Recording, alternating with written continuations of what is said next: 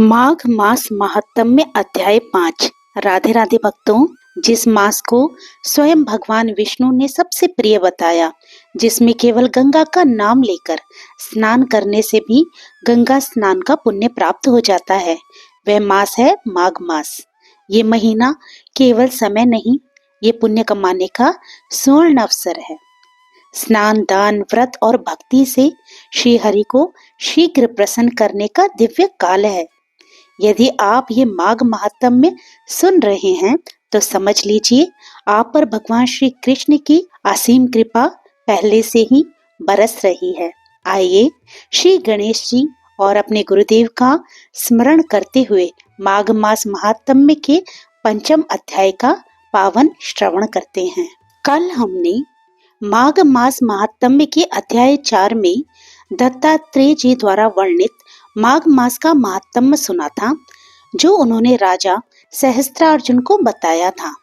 अब आगे दत्तात्रेय जी कहते हैं कि हे राजन, एक प्राचीन इतिहास कहता हूँ। भृगुवंश में ऋषिका नाम की एक ब्राह्मणी थी, जो बाल्यकाल में ही विधवा हो गई थी। वह रेवा नदी के किनारे विंध्याचल पर्वत के नीचे तपस्या करने लगी।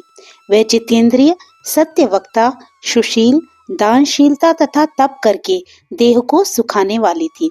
वह अग्नि में आहुति देकर उच्च वृत्ति द्वारा छठे काल में भोजन करती थी।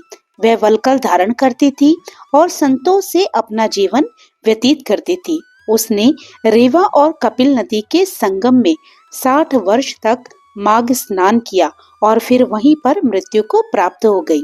माघ स्नान के फल से वह दिव्य 4000 वर्ष तक विष्णु लोक में वास करके सुंद और उपसुंद दैत्यों का नाश करने के लिए ब्रह्मा द्वारा तिलोत्तमा नाम की अप्सरा के रूप में ब्रह्मलोक में उत्पन्न हुई।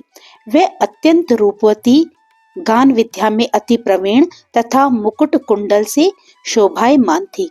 उसका रूप, यौवन और सौंदर्य देखकर ब्रह्मा भी चकित हो गए। वह तिलोत्तमा रेवा नदी के पवित्र जल में स्नान करके वन में बैठी थी।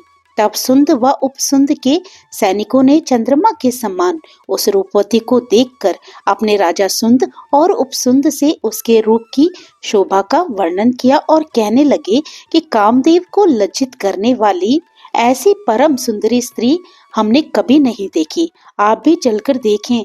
तब वह दोनों मदिरा के पात्र रखकर वहां पर आए जहां पर वह सुंदरी बैठी हुई थी, और मदिरा के पान विह्वल होकर काम क्रीड़ा से पीड़ित हुए और दोनों ही आपस में उस स्त्री रत्न को प्राप्त करने के लिए विवादग्रस्त हुए और फिर आपस में युद्ध करते हुए वहीं समाप्त हो गए।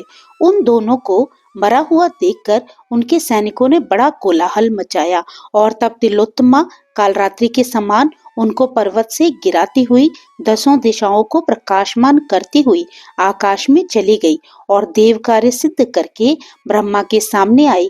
तो ब्रह्मा जी ने प्रसन्नता से कहा कि हे चंद्रवती, मैंने तुमको सूर्य के रथ पर स्थान दिया। जब तक आकाश में सूर्य स्थित है, नाना प्रकार के भोगों को भोगो। सो हे राजन, वे ब्राह्मणी अब भी सूर्य के रथ पर माघ मास स्नान के उत्तम भोगों को भोग रही है। इसलिए श्रद्धावान पुरुषों को उत्तम गति पाने के लिए यत्न के साथ माघ मास में विधि पूर्वक स्नान करना चाहिए।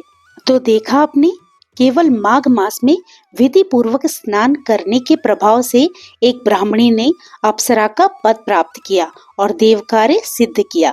यही है माघ स्नान की महिमा, जो सभी युगों में समान रूप से फल देने वाली है। इसलिए हे भक्तों, इस पावन मास को व्यर्थ न जाने दें। यथाशक्ति स्नान, दान, व्रत और भक्ति करें। निश्चय ही श्री हरि विष्णु अति शीघ्र प्रसन्न होकर आपको उत्तम गति प्रदान करेंगे। इसी भाव के साथ माघ महात्म्य का 5वां अध्याय यहाँ पर पूर्ण होता है और इससे आगे की कथा आप कल सुनेंगे। तो भक्तों, अगर आपको ये कथा अच्छी लगी हो तो इसी प्रकार की कथाओं को आगे भी सुनने के लिए प्लीज मेरे चैनल को सब्सक्राइब करना मत भूलिएगा। तो फिर प्रभु का नाम लेते रहिए और पुण्य के भागी बनते रहिए। जय श्री कृष्णा। राधे राधे।